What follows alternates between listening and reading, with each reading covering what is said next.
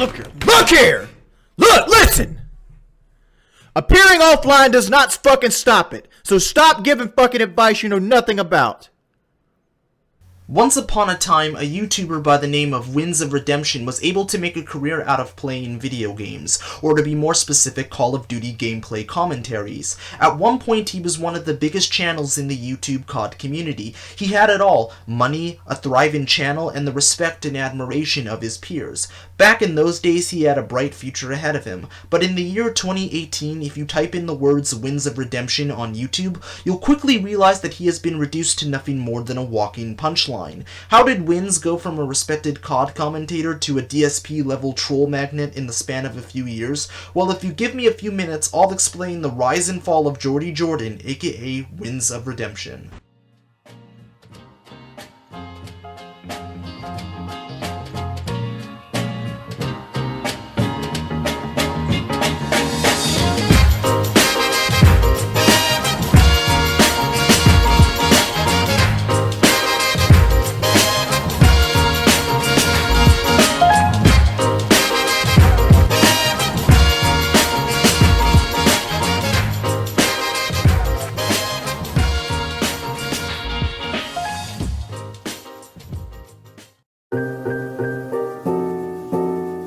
Wins created his channel on January 25th, 2008, but didn't upload his first video until a year later, which was a commentary-free gameplay video of him going 30-6 in a game of ground war on Call of Duty World at War.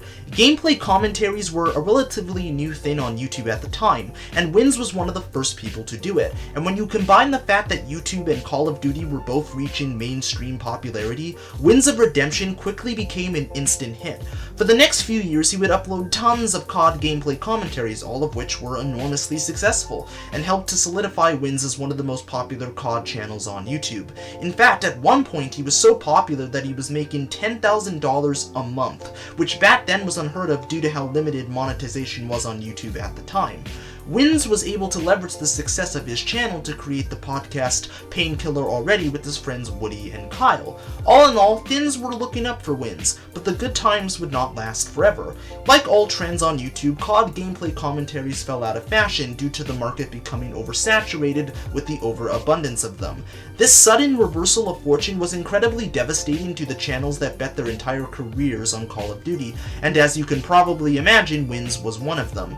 He eventually stopped making COD videos, not only due to them falling out of fashion, but also because of the stress and anxiety he was having trying to come up with new video ideas. As time went on, he stopped making videos altogether and completely abandoned his YouTube channel, which at the time of writing this has over 428,000 subscribers. The story of Wins of Redemption isn't just the story of a man who had a rise and fall, it's also the story of a man who screwed over his friends, used his fame to do questionable and downright despicable things, and alienated his audience to the point they turned to trolling him, which led to the downward spiral he is currently experiencing. Wins challenged Pro Syndicate to a one-on-one in Call of Duty 4 Modern Warfare.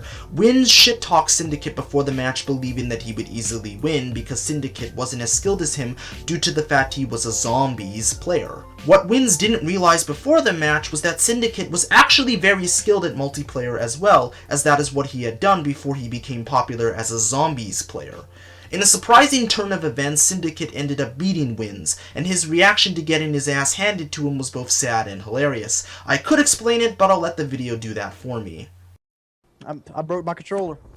You broke your controller? Yeah, keep fucking laughing, you fucking faggot. Oh, Wings, I've been too No, don't fucking days. suck. Fucking faggot. Shit.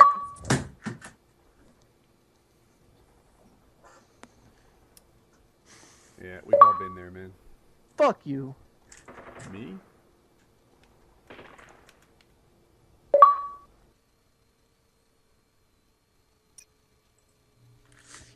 Fuck! Why the fuck you stream that shit?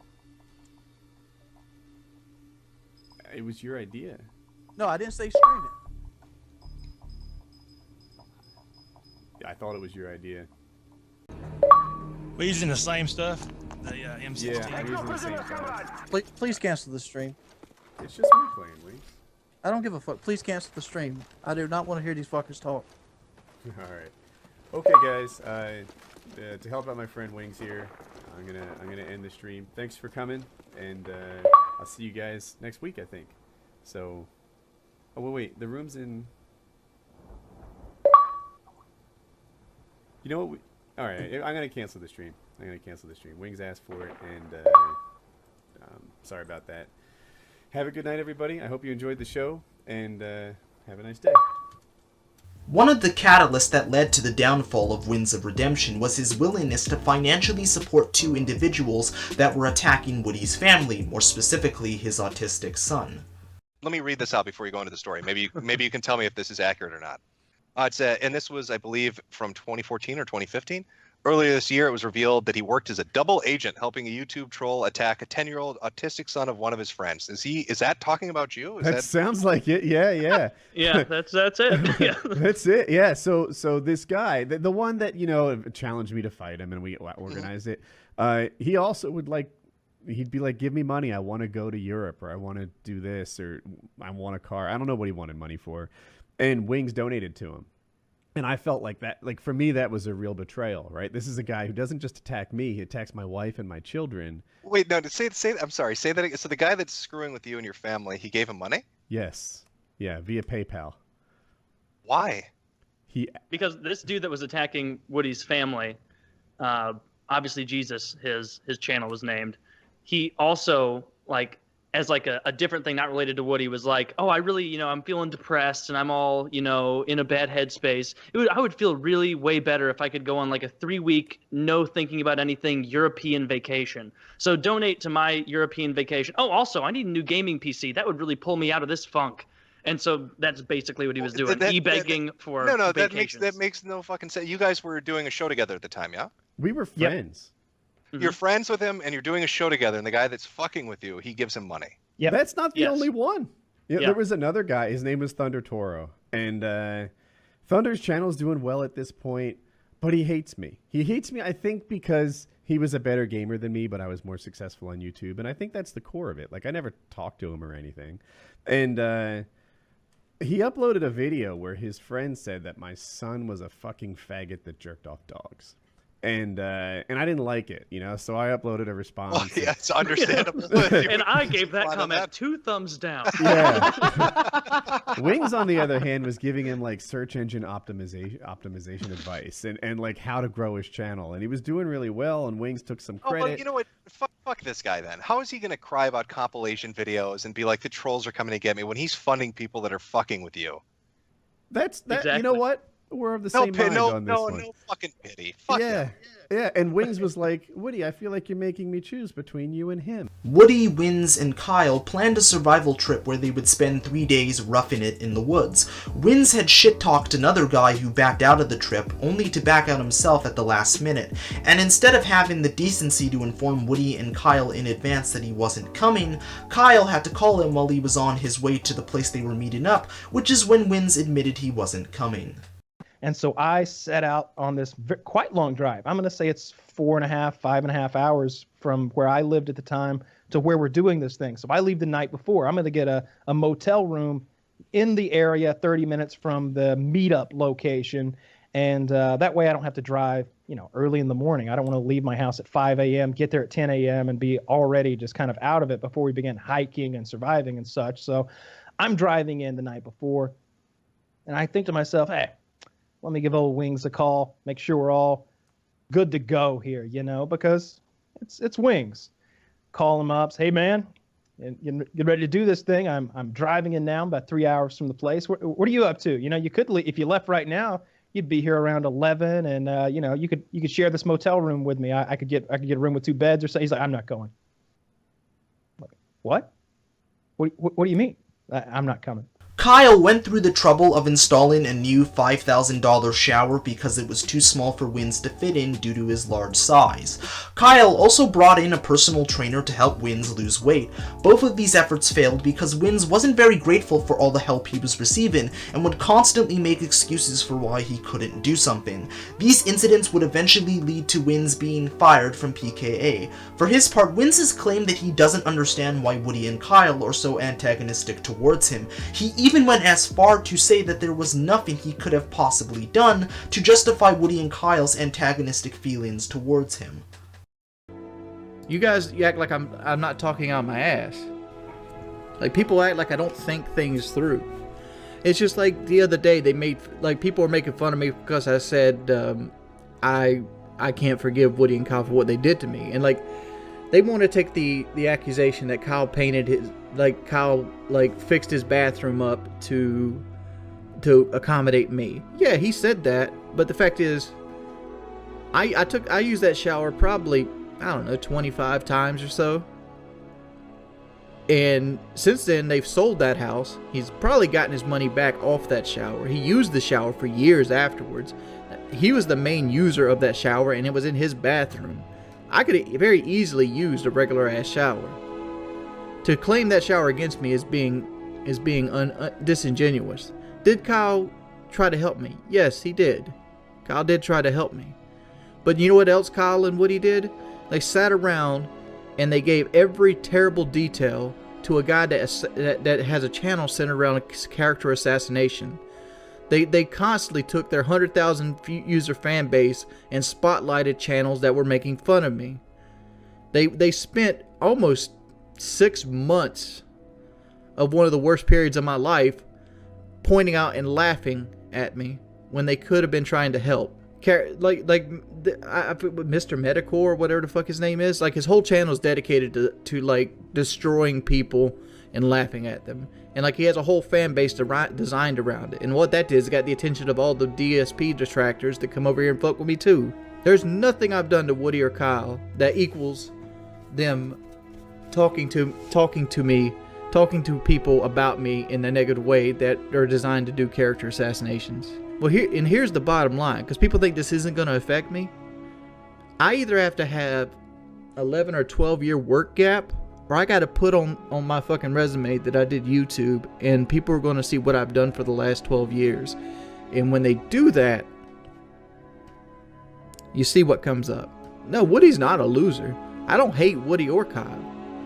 But at the same effect, the guys really tried to tear me down at my lowest point. That's ignoring the fact that they've made hundreds of thousands of dollars on a product that I helped launch, and I got no money off of it. I feel, with all the shit that's happened to me in recent year or so, I feel like I'm in the best spot I could possibly be in right now. Thunder comes to me and goes, "Hey man, I need help with my channel. Could you help me?" So I helped him. I gave him some advice about algorithm, and his channel went up. Next thing I know, I'm confronted by Woody for helping somebody that made fun of his child. I'm like, that has nothing to do with me. I can be friends with both of you, and you two can be disagreeing. Obviously, I didn't go to the PK survival trip today. And I seen people tell me like, "Oh, why don't you go now? Go now. Do it." Dude, that's not an option. I'm not entirely sure when Wins became a target for trolls, but if you haven't noticed, there's been a boom in business lately in doing compilations of everything Wins does, which for the most part consist of rage, freakouts, broken controllers, and a whole lot of tears. One of the cardinal rules of the internet is that you should never respond to trolls, but Wins disregards these rules with reckless abandon by giving them exactly what they want, a reaction. I'm not joking when I say that Wins constantly freaks out over trolls because he believes they're affecting his business. He even considered suing them at one point. If somebody could please like get me their information, like maybe like I forgot what that shit's called, but like if somebody could get me like their information, like their name, their address, the number, how I can get in contact with these guys, I would really like to know, because like I'm seriously considering suing them. I'm not a legal expert by any means, but I'm pretty sure you can't sue someone because they made compilation videos about you on the internet. What Wins doesn't seem to realize is that he makes the trolling worse through his own actions. He has expressed on multiple occasions that he hates the content he makes, and that he only views his fans as virtual wallets with his constant demands for donations. If that wasn't bad enough, Wins has gained quite the reputation for banning people that say things he doesn't like, which, as you can probably imagine, only exacerbates the trolling. I'm banning anybody trying to give me advice. Ban Cyclone, please. Ban everybody that says I got owned. Ban them permanently, please. Like, Look Here Listen should be banned. Anybody, Wing Ting should be banned. Anybody with obvious troll names, just ban them without even doing anything. I'm gonna put the word Fortnite on ban after this. Ban Angry Tracker, dude. Alright, ban everybody that wants to talk about these troll channels. Put a perma ban on them at this point. And you're supposed to be banning the people talking about troll channels. Ban anybody that wants links. If you continue to say Richard, whether you're a sub or not, we're just going to get rid of you for 24 hours. Insulting my gaming skill is a perma ban. Ban Joe Richardson. He's played that fucking shitty joke 3 or 4 times. Perma ban his bitch ass. I don't want him in my goddamn stream anymore. Ban Uncut Show. Ban Hoffy Bean, you motherfucking mods, dude. Seriously. No unbans. Get rid of all the trolls. Alright, I'm taking Gustavo's name and making it a banned word. He also loves to break controllers when he loses. We've all broken controllers because we were frustrated by a video game, it happens to all of us, but the sheer amount of controllers Wins has broken in a fit of rage is quite honestly astounding.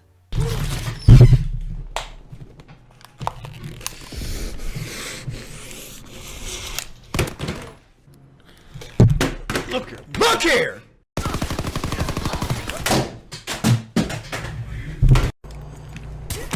Fuck you! Fuck you!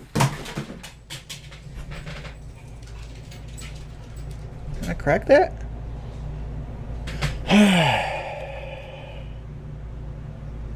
RIP 4K monitor.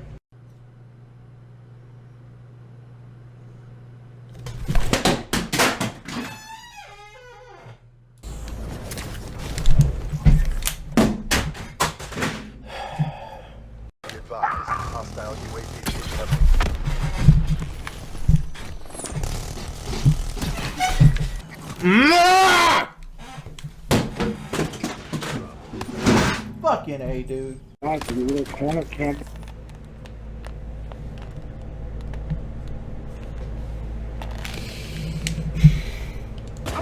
ass motherfuckers. When a popular YouTuber starts to fall off, they can go down one of 2 paths. They can escape the shackles of YouTube, find a career that's actually stable, and go on to live a much more fulfilling life, like in the case of Mr. Epsilon. Or they can go down the path of Mundane Matt and DSP, who are still making videos in a desperate attempt to maintain the small amount of relevance they still have left, while never firmly regaining the popularity they used to have. Wins has chosen to go down the second path.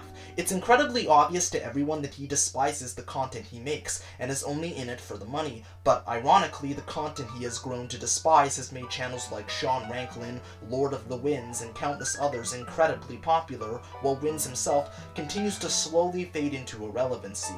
Make no mistake, his downfall was entirely self-inflicted. He let his ego get the best of him, he betrayed his friends, he was never grateful for all the help he got, and he viewed his fans as nothing more than virtual panhandlers, whose sole purpose was to give him money.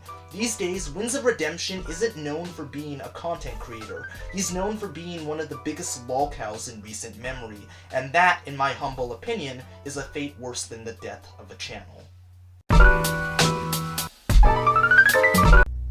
Thank you guys so much for watching my Wings of Redemption video. I really hope you enjoyed it. I'm sorry that this video was delayed by a week. I originally meant to release it on November 29th, but my mic suddenly stopped working out of nowhere right when I was about to finish recording, which is always lovely. So after trying every troubleshooting technique in the known universe, I simply decided to bite the bullet and order a new mic off Amazon, which, for the sake of transparency, is the same model. The only difference is that it actually works, so video production is now officially back up and running, and hopefully nothing like this will ever happen again. Thank you to all the Space Rangers who remained patient with me through this time. I cannot thank you enough. The next episode of The Guide to Surviving the Internet will be about the collapse of Defy Media. For those of you who don't know, Defy Media was the parent company of Smosh. And let me tell you, the collapse of this once powerful digital media company was a sight to behold. It literally pulled a Telltale Games and just shut down out of nowhere. No explanation, no warning, it was just suddenly gone. Not only were dozens of people out of work, but they also owe people a lot of money. They owe advertisers money, and they owe YouTube creators money. All in all, Defy owes people hundreds upon thousands of dollars, maybe even millions. But I won't be exploring the collapse of Defy Media alone.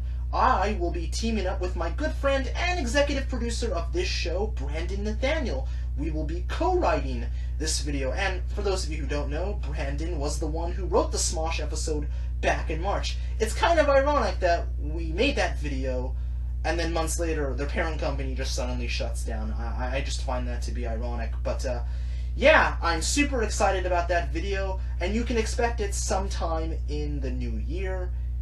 I also may or may not be working on episodes about Sonic Chew and Rainforest. I can neither confirm or deny that, but it is something that I'm heavily thinking about. Anyways, that's all I gotta say. This is ThatKidDouglas, aka the Unhero, signing out. Deuces, stay frosty and keep it weird. Cue an outro sequence now.